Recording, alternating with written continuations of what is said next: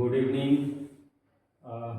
कल जो हम आपको 23 नंबर तक का क्वेश्चन बना दिए थे, हम सोच रहे थे कि एक ही वीडियो में पूरा मॉडल पेपर आपको बना दें, लेकिन 23 नंबर क्वेश्चन तक जब बनाए, ऐसे भी आप देख रहे थे पहले से जब हम पढ़ा आप मॉडल पेपर सॉल्व कर रहे थे तो खांसी बहुत ज़्यादा हो रहा था। तो उस समय प्यास लगे, गला सूख सा गया था, तो गए सोचे पानी पी लेते हैं। पानी पीने के बाद जब पानी पिए उसके बाद पता नहीं गला में कुछ फंसा हो या पानी फंस गया क्या, खांसी का रेट ज़्यादा हो गया, मतलब ज़्यादा खांसने लगे, रुक रुक कर काफ़ी देर तक खांसते रहे।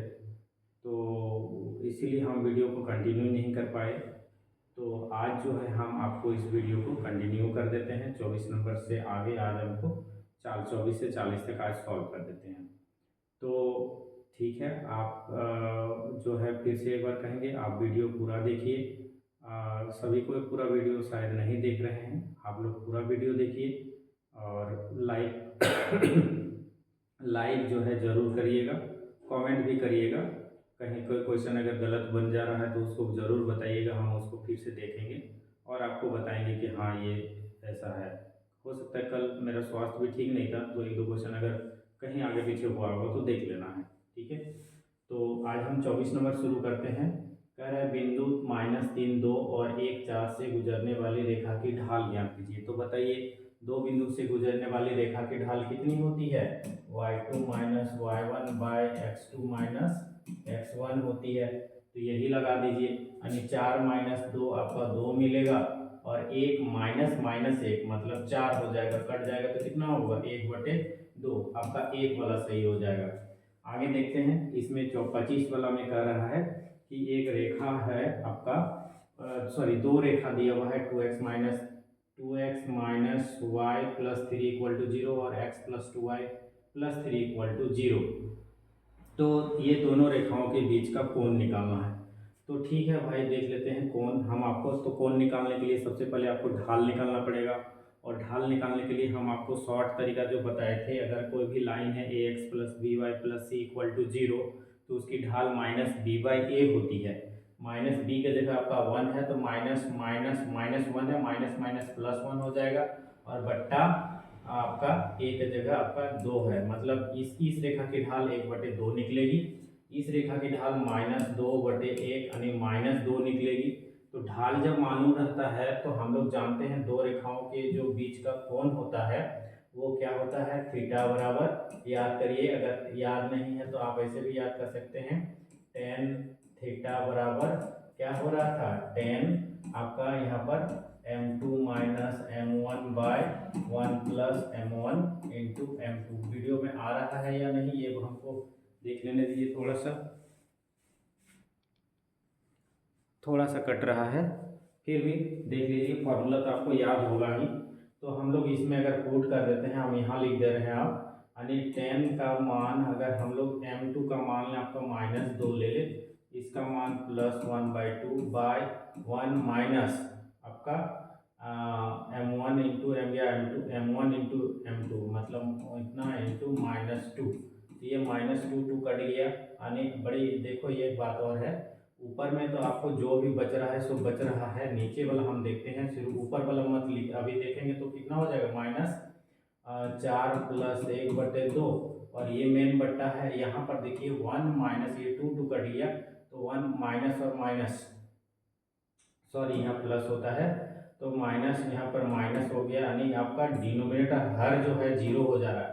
तो हर अगर 0 हो गया किसी भी संख्या का तो आप जानते हैं कि ये आपका इन्फिनिटी हो जाता है, मतलब टेन इन्फिनिटी आपको मिलेगा, tan theta equal to tan infinity, मतलब थीटा इक्वल टू आपको एक थीटा, सॉरी यहाँ पर से टेन इन्फिनिटी मिल गया, मतलब ये जो है ये कहाँ मान मिलता है हमको, तो इन्फिनिटी का मान मिलता है हमें 90 डिग्री पर, मतलब इसका जो आंसर होगा आपको 90 डिग्री हो जाएगा, ठीक है। तो यहाँ पर पुट करके देख लीजिएगा आप लोग इसको, आगे देखते हैं, ठीक है आगे बढ़ते हैं। कह रहा है अगला जो क्वेश्चन है, कह रहा है यदि निर्देशांकों मतलब कोऑर्डिनेट एक्सिस की बात कर रहा है, अक्षों के बीच खंडित अंतःखंड रेखा के भाग का मध्य बिंदु 3 2 है, तो समीकरण क्या होगा। समीकरण, तो रेखा का समीकरण क्या होगा, यानी आपको कह रहा है एक रेखा है जो अंतःखंड के बीच का जो कोण, बीच बिंदु जो है आपका 3,2 है। तो देखिए हम लोग a,0 लेते हैं यहाँ पर, और यहाँ पर 0,b लेते हैं। तो आप जानते हैं ये मध्य बिंदु है, तो मध्य बिंदु फॉर्मूला से एक रेखा को मिलाने वाली बिंदु, ये इस बिंदु और इस बिंदु वाली रेखा को मिलाने वाली बिंदु का भी मध्य बिंदु आपका 3,2 है। तो आपका ये इसको मध्य बिंदु फॉर्मूला लगा देंगे, यानी 0 + a/2 करेंगे तो आपको 3 मिलेगा, मतलब a बराबर आपको 6 हो जाएगा। और दूसरा वाला लेंगे 0 + b बराबर 2/2, तो b बराबर आपको 4 मिल जाएगा। तो समीकरण क्या हो जाएगा यहाँ पर देखते हैं। समीकरण आप जानते हैं क्या होता है आपका, तो ये होता है x² / a²। a की जगह हमें कितना मिला है, a की जगह हमें 6 मिला है, प्लस y² / b², 4 मिला है, = 1। इसका एलसीएम ले लेंगे तो कितना हो जाएगा, देखिए एलसीएम आपका 12 हो जाएगा, होगा ना। तो 12 हो जाएगा, मतलब आपका 2x + 3y = 1, और 12 को उधर ले जाएंगे तो कितना हो जाएगा, 2x + 3y = 12। तो है ऐसा ऑप्शन में, ऑप्शन तो इसमें नहीं है। आगे देख लेते हैं, इसको देख लीजिएगा, 2x + 3y = 12। ऑप्शन हमारा नीचे है तो हम नीचे जाएंगे तो ये ऊपर करना पड़ेगा हमें। तो आप देखिए इसको जो है देख लीजिएगा, ठीक है। ऑप्शन देखिए 2x + 3y = 12, ए नंबर में दिया हुआ है। देखिए एक नंबर, ए नंबर दिख रहा होगा आपको, ठीक है। कितना है आपका 26 का ए नंबर, 26 का ए नंबर, ठीक।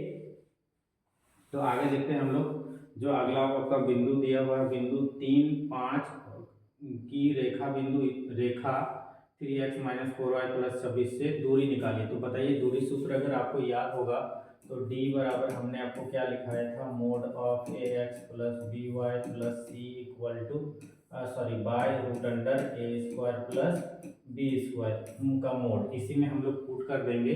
तो अगर हम लोग 3 × 3 -4 × -5, ठीक है, यहाँ इंटू है भाई, इंटू और -26 बट्टा √3² + 4 का स्क्वायर, ठीक है। तो 3 ये हो जाएगा आपको, 3 × 3 9, प्लस ये आपको 20 हो जाएगा, -26 बट्टा ये 3 का स्क्वायर 9 और 16 25 हो जाएगा, ठीक है। यानी 3 × 3 = 9, 5 × 20 29 में आपका 26 घट जाएगा, तो 3 और नीचे बचेगा 5, 3/5 इकाई। तो 3/5 कहाँ पर दिख रहा है आपको, सी वाला, ठीक है। आपका सी वाला आंसर हो जाएगा, देख लीजिएगा। आगे देखते हैं, हमारा कह रहा है एक वृत्त दिया हुआ है, x² + y² + 2 + 8x + 10y - 8 = 0 की त्रिज्या है।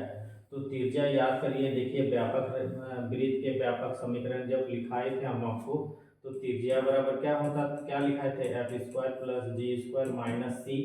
f क्या होता है, ये 8x वाला है, 8x को 2 से डिवाइड कर देना है। तो यहाँ से जो f का मान निकलेगा, ये g है आपका, तो इसका मान कितना हो जाएगा आपका 4 हो जाएगा, और यहाँ से इसको 2 से डिवाइड कर दीजिएगा, इसका मान आपका 5 हो जाएगा। f g का मान आपका, g का मान 4 है, ये 4 लिखा है मैंने हमें, ठीक है, ये 4 है, g का मान 4 है और f का मान 5 है, मतलब कितना हो जाएगा ये, और c का मान -8 है, तो ये हो जाएगा √, आपका यहाँ पर ऑप्शन है तो यहाँ लिख रहे हैं हम लोग √g का स्क्वायर हो गया, f का स्क्वायर हो गया 5, तो 5 का स्क्वायर हो गया 25, और 4 का हो गया 16, और -c और माइनस माइनस माइनस प्लस हो जाएगा +8। तो जोड़ेंगे 16 और 9 8, 16 और 9 आपका कितना हो जाएगा, 24 और 9, ठीक है, 49 हो रहा है, मतलब 7 मिल जाएगा आपको। तो इसकी त्रिज्या जो है 7 इकाई मिल जाएगी, ठीक है, अगला क्वेश्चन देख रहे हैं 29 नंबर का था दी पाराबोला वाई स्क्वायर बराबर -8x the the focus of the मतलब कि परवलय -8x का नाभि और नाभिलंब जीवा की लंबाई बताइए। नाभि और नाभिलंब की जीवा की लंबाई। तो परवलय जो है आपका वाई स्क्वायर बराबर -8 है, यानी 4 इंटू आप लिख सकते हो कितना 4 इंटू 2 इंटू कितना, तो एक्स वाई बराबर इतना है। अच्छा देखिए -8 है तो ये आपका किस तरह का परवलय है, तो ये जो है आपका लेफ्ट हैंडेड पैराबोला है। ठीक है, मतलब वाई स्क्वायर बराबर -4ax वाला है। तो -4ax वाला यहाँ तो a नहीं होगा तो माइनस हम बाहर निकाल के रख लेते हैं बाहर, यानी 2 इंटू एक्स। तो ये लेफ्ट हैंडेड पैराबोला है और इसकी नाभि कहाँ पर होगी, -2, 0 पर होगी। ठीक है, और नाभि होगा -2, 0 और इसकी जो नाभिलंब जीवा होती है क्या होती है 4a, पैराबोला है ना, 4 इंटू ए का मान कितना है आपका 2 है, मतलब 8। तो आपको नाभि हो जाएगा -2, 0 और नाभिलंब जीवा की लंबाई 8, -2, 0, 8। ये वाला आपका आंसर 29 वाला में सी का आंसर होगा। अगला क्वेश्चन देख लेते हैं। अगला क्वेश्चन है आपका, अच्छा हमको ऊपर ले जाना पड़ेगा, फिर भी दिख रहा है क्वेश्चन, हम लोग सॉल्व कर लेते हैं। नहीं वही क्वेश्चन तो है ही, ये सी वाला है, वही वाला है। ठीक है, आगे ऊपर कर लेते हैं इसको। तो अगला जो क्वेश्चन है हमारा, यहाँ से देखिए आपको हिंदी वाला दिख रहा होगा, है ना। अगला देखिए कह रहा है कि एक दीर्घवृत्त दिया है, एक दीर्घवृत्त दिया है जिसमें आपका जो है इसका शीर्ष दिया हुआ है और नाभि दिया हुआ है और उसके दीर्घवृत्त का समीकरण निकालना है। तो देखिए दीर्घवृत्त में आपका 5 का स्क्वायर है, नाभि दिया हुआ है मतलब a बराबर 5 दिया है और c बराबर 4 दिया है। थोड़ा सा रुकिएगा।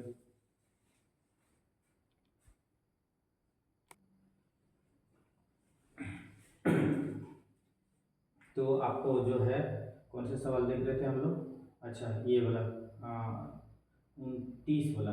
तो एक दीर्घवृत्त दिया हुआ है जिसमें आपका a बराबर 5 है और c बराबर 4 है। तो हमको b निकालना होगा। हम लोग जानते हैं कि सी स्क्वायर बराबर कितना होता है, ए स्क्वायर माइनस बी स्क्वायर। तो हम b निकालेंगे, नहीं बी स्क्वायर बराबर हो जाएगा ए स्क्वायर माइनस सी स्क्वायर और बी स्क्वायर ही चाहिए हमें। तो इसका जो है बी स्क्वायर में ए स्क्वायर आपका ए कितना है, तो ए आपका है 25 माइनस 16 यानी 9 हो जाएगा। बी स्क्वायर आपका 9 हो जाएगा। ए स्क्वायर ए बराबर 5 है, मतलब इसका जो है ये आपका, अच्छा एक बात और है, शीर्ष आपका एक्स एक्सिस पर है, नाभि भी एक्स एक्सिस पर है। तो ये आपका जो है क्षैतिज दीर्घवृत्त होगा, क्षैतिज दीर्घवृत्त होगा जिसमें ए जो है आपका 25, ए स्क्वायर बराबर 25 होगा, बी स्क्वायर बराबर 9 होगा। मतलब ये वाला आपका जो है आंसर हो जाएगा 30 का ए। ठीक है, अगला देखिए आपको एक जो है हाइपरबोला दिया हुआ है, उसमें कह रहा है कि उत्केंद्रता निकालिए। ठीक है, तो इसमें भी देख लीजिए आपको जो है यहाँ पर a बराबर 3 दिया है, b बराबर 4 है। तो उत्केंद्रता कितना होता है इसका 2b स्क्वायर बाय a होता है। ठीक है, उत्केंद्रता आपका 2b स्क्वायर बाय a होता है। ये लेंथ ऑफ लेटर से कम होता है, सॉरी c बाय a को उत्केंद्रता बोलते हैं ना, c बाय a को। तो हमें c निकालना पड़ेगा यहाँ से। तो c इसमें क्या होता है, इसमें c स्क्वायर बराबर होता है a square plus b square, मतलब c बराबर इसका रूट हो जाएगा। ठीक है, c बराबर इसका रूट हो जाएगा c बराबर, मतलब ये कितना हो जाएगा 9 + 16 मतलब √5, सॉरी आपका 25 हो जाएगा, मतलब 5 निकल के आएगा। तो c/a, तो c का मान 5 है, a का मान 3 है। कहाँ पर ऑप्शन है 5/3, 5/3 इसका जो है आंसर हो जाएगा आपको 5/3, 31 का डी हो जाएगा। आगे देखिए आगे आपको दिया हुआ है एक जो है एक आपको पॉइंट दिया है, 3 डायमेंशन का है ये, और ये कह रहा है कि किस क्वाड्रेंट में आएगा। तो हम आपको क्वाड्रेंट बताए थे, जो है फर्स्ट क्वाड्रेंट में तीनों पॉजिटिव होता है, सॉरी तीनों पॉजिटिव होता है। सेकंड में जब हम आ जाते हैं तो यहाँ पर हमारा x पॉजिटिव होता है। थर्ड में जब जाते हैं हम लोग तो x और z पॉजिटिव होता है। फोर्थ में जब जाते हैं हम लोग तो हमारा सिर्फ इसमें एक, सॉरी फिर से सुन लीजिए, फर्स्ट क्वाड्रेंट में ऑल पॉजिटिव होता है। सेकंड में जब हम लोग आएंगे तो x नेगेटिव होता है, y और z पॉजिटिव होता है। थर्ड में जब हम लोग जाएंगे तो यहाँ पर हमारा जो है सिर्फ y पॉजिटिव होता है, ठीक है। और जब हम लोग फोर्थ में जाएंगे तो x और z पॉजिटिव होता है, सॉरी x और y पॉजिटिव होता है, z आपका नेगेटिव आता है। फिर हम लोग फिफ्थ क्वाड्रेंट में जब जाएंगे तो x और z पॉजिटिव होता है, y नेगेटिव होता है। फिफ्थ में जब जाएंगे, सिक्स्थ में जब जाएंगे तो यहाँ पर हमारा x और z नेगेटिव होता है, सॉरी हाँ x और y नेगेटिव होता है, z पॉजिटिव होता है। जब हम लोग सेवेंथ क्वाड्रेंट जाएंगे तो वहाँ पर तीनों नेगेटिव होता है, मतलब ये सेवेंथ क्वाड्रेंट का आंसर है। इसका सप्तम अष्टांश होगा, ठीक है। इसको एक बार देख लीजिएगा, आपके कॉपी किताब में या नोटबुक में होगा जरूर, उसको देख लीजिएगा। वो क्वाड्रेंट आपको याद करना होगा, हम तो जो तरीका बताए थे उसके हिसाब से आप यहाँ पर जो है लिख लीजिएगा। अगला हमारा क्वेश्चन है, कह रहा है कि यदि किसी वर्ग के विकर्ण के छोर बिंदु ये है तो वह भुजा की लंबाई ज्ञात कीजिए। कह रहा है कि एक जो है वर्ग है और इसका विकर्ण का जो ये बिंदु है आपको 1, -2, 3 और ये है आपको 2, -3, 5 है, ठीक है। तो आप कह रहा है कि ये जो है निकालिए। आप जानते हैं कि वर्ग की भुजा अगर ए है तो ये आपका √2 × a होता है, तो हम इसके यानी √2 × a बराबर हो जाएगा, ये वाला लंबाई निकाल लेते हैं। तो ये वाला लंबाई कितना हो जाएगा, √2 - 1 का स्क्वायर मतलब 1 मिलेगा, 3 -2 प्लस हो जाएगा यानी -1 का स्क्वायर, फिर से 1 मिलेगा, 5 - 3 का स्क्वायर, 5 - 3 2 मिलेगा, 2 का स्क्वायर आपका 4 हो जाएगा। मतलब ये क्या मिल गया आपको, √6 यानी आपको a बराबर मिल जाएगा। यहाँ से a अगर हम लोग निकालेंगे तो ये √2 हो जाएगा, इससे इसको काटेंगे तो √3 हो जाएगा। तो मेरे ख्याल से ये √3 होना चाहिए, ये b वाला आपका आंसर जो है हो जाएगा, ठीक है। तो ये आपका कितना नंबर था, आपका 33 नंबर था। आगे देखिए, आगे हमको दिया हुआ है, इसको डिफ्रेंशिएशन करना है। देखिए आप लोग अगर जिसको भी चेन रूल पढ़ा दिए हैं वो चेन रूल के अकॉर्डिंग ये डिफ्रेंशिएशन हो जाएगा। fx दिया हुआ है तो fx = sin 2x है, आपका sin 2x है। तो इसको डिफ्रेंशिएट करेंगे तो उसको हम लोग f' से दिखाएंगे और sin 2x का डिफ्रेंशिएशन तो 2 cos 2x होता है और x का मान रखने बोल रहा है π/6 यानी π/6 रख देंगे तो 2 × cos 2 × π/6, 6 से इसको काटेंगे 3 हो जाएगा यानी 2 × cos π/3। तो cos π/3 का मान कितना होता है, 60 डिग्री का मान 1/2 होता है। ये और ये कट जाएगा यानी इसका मान आपको 1 मिलेगा। 34 का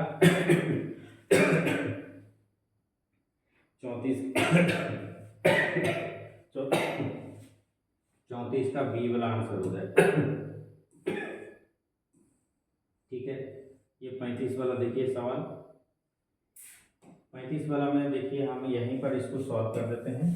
35 वाला में देखिए ये जो है लिमिट x → 1 x⁻15 - 1/x - 1 तो ये जो 1 है इसका पावर 15 कर देंगे, कोई फर्क नहीं पड़ेगा, तब हमारा ये फॉर्मूले के फॉर्मेट में आ जाएगा। फॉर्मूला के फॉर्मेट में आ जाएगा तो क्या होता है n इंटू यानी 15 इंटू 1 का पावर 15 माइनस 1, तो 15 माइनस 1 का मान 1 होगा, मतलब इसका मान 15 होगा।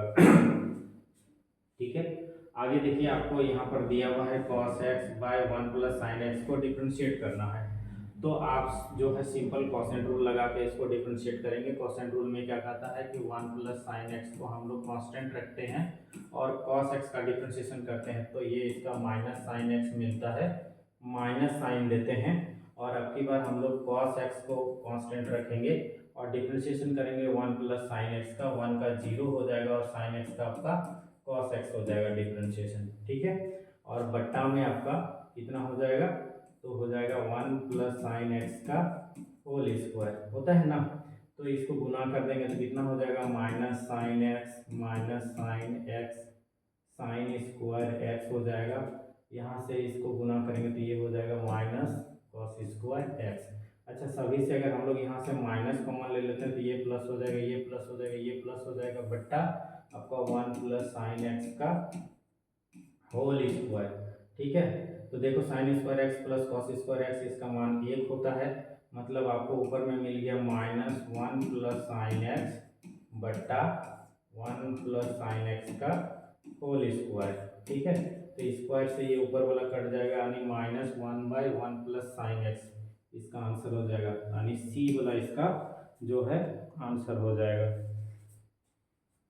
ठीक है, 36 का आपका सी हो जाएगा। ठीक है, आगे देखिए, आगे 37 वाला कह रहे हैं कि किसी दिए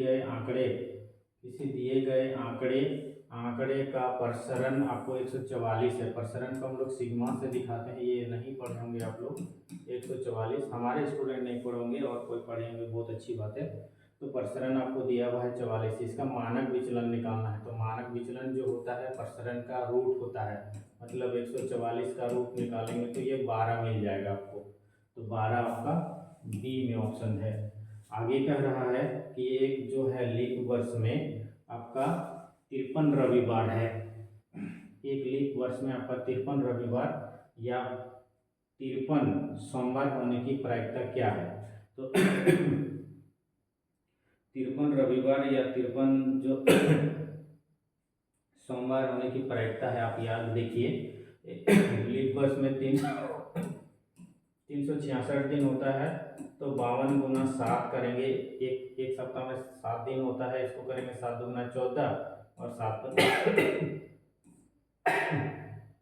354 दिन। 7 गुना 14 के 4 हाथ में 1 और 36 होगा 364 दिन। तो 364 दिन इसमें 66 दिन होता है, मतलब आपको सिर्फ 2 दिन का समय मिलता है, यानी क्या हो जाएगा 7 दिन में 2 दिन, तो 2/7 आपका ये आंसर हो जाएगा। ठीक है, एक बार फिर अगला क्वेश्चन देखिए। अगला क्वेश्चन कह रहा है कि किसी सिक्के को 3 बार उछालने पर ठीक 2 बार पृष्ठ आने की प्रायिकता क्या है। देखिए 2 बार जीत मतलब एग्जैक्टली 2 बार, मतलब एच टी की बात कर रहा है, टी एच एच की बात कर रहा है और एच की बात कर रहा है। देखिए इस सब में 2 बार ही जीत है, तो ये आपको 3 ही मिलता है, यानी 3/8 हो जाएगा। तो 3/8 किसी में है, ऑप्शन है यहाँ पर, देखिए ये आपका आंसर हो जाएगा। अब लास्ट क्वेश्चन देख लेते हैं हम लोग। लास्ट क्वेश्चन है आपको दो पासे को एक साथ उछालने पर योग 10 आने की प्रायिकता। देखिए 2 पासा है, उसको एक साथ उछालोगे तो आपको 10 आना चाहिए। 2 पासा उछालेंगे तो टोटल प्रतिदर्श समष्टि आपको 36 होगा, तो 36 में आपको आना चाहिए 10 वाले लेना है। तो 10 किस में आ जाएगा, 6,4 में आएगा, 4,6 में आएगा और 5,5 में आएगा, और किसी में 10 नहीं आएगा, यानी 3/36 को काटेंगे तो 12 हो जाएगा, मतलब 1/12 आपका ऑप्शन नंबर सी हो जाएगा। तो इस तरह से हम लोग जो है क्वेश्चन देख लिए। हम एक ही वीडियो में सारे को नहीं बना पाए, तो आप ज़रूर जो है इस वीडियो को शेयर करिएगा। कुछ अगर दिक्कत है, कुछ गलती बनाए हैं, उसको ज़रूर बताइएगा और कमेंट में लिखिएगा। और जो है वीडियो पूरा देखिएगा। धन्यवाद आप सभी को।